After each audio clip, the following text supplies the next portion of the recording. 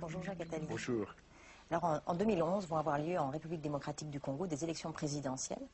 Quel sera le principal enjeu de ces élections dans ce pays qui finalement est le théâtre d'une guerre, enfin plutôt de guerres interminables depuis 1990 ? Depuis même son indépendance, au début des années 60. C'est d'ailleurs pour ça que j'ai souhaité que nous parlions de ce sujet, parce que c'est pas un pays comme les autres. C'est même un pays absolument fondamental. On dit souvent dans cette émission que l'Afrique a un avenir très prometteur, mais en fait, l'avenir d'Afrique dépend pratiquement entièrement de l'avenir du Congo. Si le Congo s'effondre, si le Congo reste ce non-pays, ce vide, comme disent certains, au milieu de la carte, ce trou noir au milieu de l'Afrique, l'Afrique ne pourra pas se développer, parce que le développement de l'Afrique du Nord et le développement de l'Afrique du Sud ne pourront pas se joindre par le milieu. Et il faut donc tant le Nigeria que le Congo se développent pour que toute l'Afrique puisse se développer. Donc c'est absolument central. D'autre part, c'est un pays qui a en effet tout pour se développer, et qui a un enjeu considérable, tout pour se développer, parce que c'est un pays de cocagne en termes agricoles, un pays de cocagne en termes miniers. On trouve tout. Le cobalt, l'uranium, le pétrole, le cuivre, le zinc, mais aussi des métaux extrêmement rares, extrêmement précieux. Par exemple, le coltan, qui est un minerai très particulier sur lequel on ne peut pas faire de téléphone mobile, existe dans très peu de pays du monde, et en particulier dans celui-là, et donc c'est un pays extraordinairement recherché pour cela. Les diamants, naturellement, sont très connus, en particulier dans l'est du pays. Donc c'est un pays qui a un potentiel de développement gigantesque.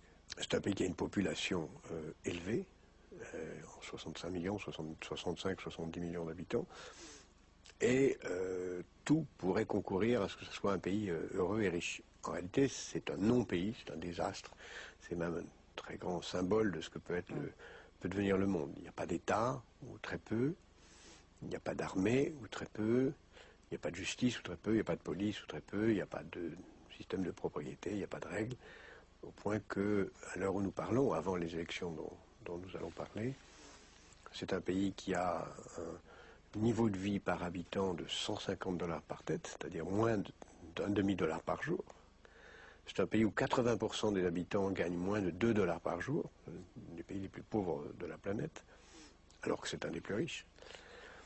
C'est un pays où la natalité reste gigantesque, puisqu'on est encore à 6 enfants par femme, avec un taux de croissance de la natalité de la population de 3% par an, malgré une mortalité infantile extrêmement faible. Et c'est un pays hallucinant, puisque à peu près la moitié de la population a moins de 14 ans, pour une espérance de vie qui n'atteint pas 55 ans.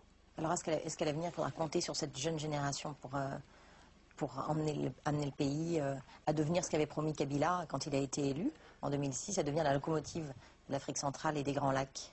Pour ça, il faut beaucoup de choses. Tout le monde sait ce qu'il faut faire. Il faut d'abord un État. Pour l'instant, ce n'est pas un État de droit. Il n'y a pas un État de droit, il y a une tentative. Il n'y a pas d'État. Il n'y a pas d'État au sens de la normalité, c'est-à-dire un système judiciaire, un système de police, une armée.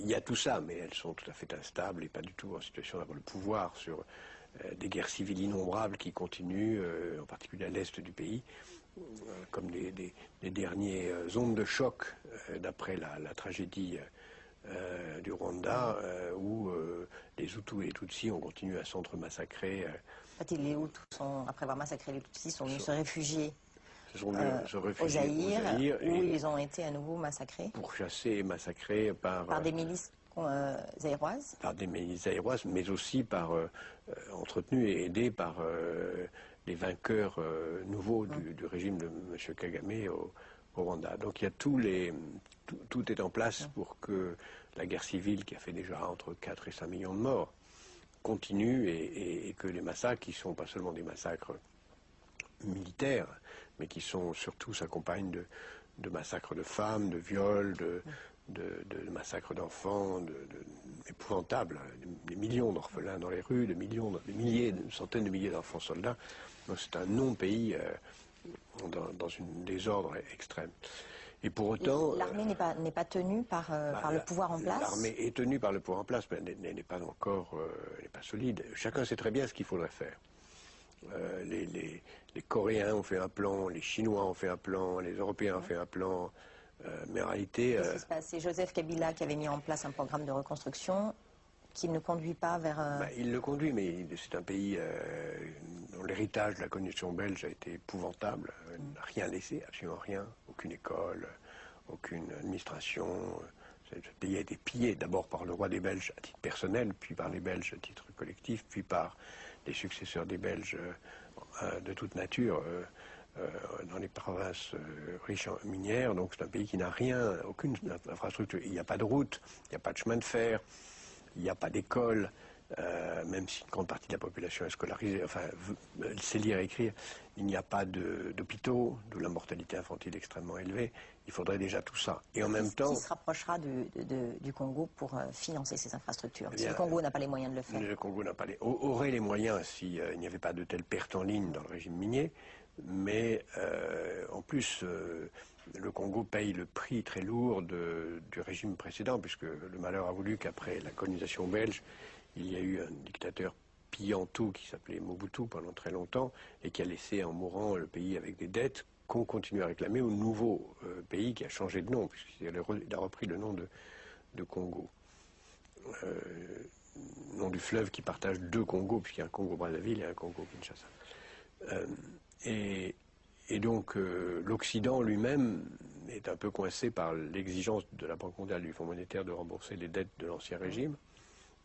Donc ce qu'on appelle le consensus de Washington, c'est-à-dire les exigences des institutions internationales, sont très lourdes et interdisent aux pays de repartir sur des bases nouvelles. Alors est en train d'apparaître, et c'est très intéressant, à côté du consensus de Washington, ce qu'on appelle maintenant le consensus de Pékin, c'est-à-dire le fait que les Chinois, eux, qui ont beaucoup d'argent, n'imposent absolument pas les mêmes contraintes de remise en ordre des finances publiques aux pays qu'ils aident. Ils imposent tout simplement de pouvoir bénéficier. Alors on pourrait dire bénéficier, on pourrait utiliser, diraient certains, d'autres diraient piller. Je pense qu'il faut dire utiliser les ressources ou acheter à des prix. En échange de financement d'infrastructures qui aujourd'hui ont été, semble-t-il, lancés dans des accords assez confidentiels entre les Chinois et les Congolais, qui sont des grands projets d'infrastructures tout à fait nécessaires, en particulier de chemin de fer. Construits par les Chinois, construits par les Congolais avec les financements chinois? Construit essentiellement par des entreprises chinoises, sans doute aussi d'ailleurs avec du personnel chinois qui viendra sur place, construire des chemins de fer, construire des hôpitaux, construire des écoles, construire des routes, tout ce qui est évidemment vital pour que ce pays puisse utiliser de façon décente ses matières premières. Car évidemment l'avenir du Zaïre passe par une modernisation de l'agriculture, par une intégration du système informel. On pense que 80% de l'économie congolaise est une économie informelle, 80%. C'est dire combien les chiffres ne valent rien dire. On est dans l'économie de troc, on est dans l'économie illégale, on est dans l'économie criminelle. C'est aussi un pays qui est un très grand producteur de cannabis pour la consommation intérieure, très largement. Donc c'est vraiment un pays qui a de très grandes difficultés, en même temps qu'un pays extraordinairement prometteur comme l'est le Nigeria. Et comme vous savez, quand on regarde l'avenir, je regarde moi très souvent la démographie, nous en avons parlé, 65 millions d'habitants avec une très forte croissance, une population très jeune. Mais il y a un autre secteur que je regarde souvent quand nous faisons nos émissions pour essayer de comprendre l'avenir, c'est la musique. Et si la musique nous dit beaucoup de choses sur l'avenir du Brésil, elle nous dit aussi beaucoup de choses sur l'avenir du Congo, car c'est un pays dans lequel la musique a une vitalité extraordinaire. Et si on veut comprendre l'avenir de ce pays, il faut voir un film qui est aujourd'hui visible en France, qui s'appelle Dembabelili, qui montre comment des mendiants paraplégiques liés à la maladie de la poliomyélite dans les bas-fonds de Kinshasa sont progressivement devenus des musiciens internationalement connus simplement par leur entraide, leur passion, leur goût de faire. Et ça a dit beaucoup sur l'extraordinaire optimisme de ce peuple, ou de ces peuples. Il y a 700 différentes nationalités,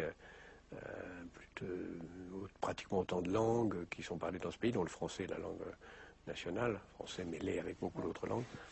Et la musique est un des rares éléments qui conduit à être optimiste sur l'avenir du Congo. Là, dans ce cas-là, la musique fait preuve de résilience. Est-ce qu'elle pourrait être utile à tous ces gens qui, en République démocratique du Congo, sont victimes des violences liées à la guerre, mais également qui sont victimes de la maladie, puisque le sida touche pratiquement 4% de la population, ce qui est énorme. Est-ce qu'il y a des programmes humanitaires qui sont pris en charge par la communauté internationale? Il y a des programmes très importants. Il y a des programmes très importants, car en effet, je parlais tout à l'heure de la mortalité infantile. Il faut ajouter à cause du sida la mortalité des jeunes adultes, qui est considérable et qui donc détruit les rares élites qui peuvent se constituer, qui meurent comme les jeunes instituteurs, les jeunes médecins, les jeunes infirmières. Donc il y a en effet un besoin fondamental d'infrastructures de santé et d'infrastructures de remise en état, en particulier des femmes. Il n'y a pas d'avenir d'un pays sans les femmes. Or les femmes sont les grandes traumatisées de ce pays parce qu'elles sont encore victimes de viols collectifs par des bandes armées qui circulent un peu partout dans le pays. Et donc l'ordre est la condition de la survie. Sinon, ce pays va rester plus encore, et c'est en cela que les élections prochaines sont importantes, un non-pays dans lequel chacun viendra puiser les matières premières dont la planète a besoin. Est-ce qu'ils sauront défendre leur territoire? Est-ce que ça restera une nation unie dans les conditions dont on vient de parler? Pour l'instant, c'est un non-pays, mais il y a une nouvelle jeunesse qui a envie de se structurer. Le pays a failli exploser à plusieurs reprises, quand le Katanga a déclaré son indépendance dans les années 60, quand tout ça a explosé en différentes parties. Je pense qu'aujourd'hui, son identité est établie, qu'il va tenir. Le principal enjeu d'avenir ne sera pas d'établir une justice? Oui, je disais ça.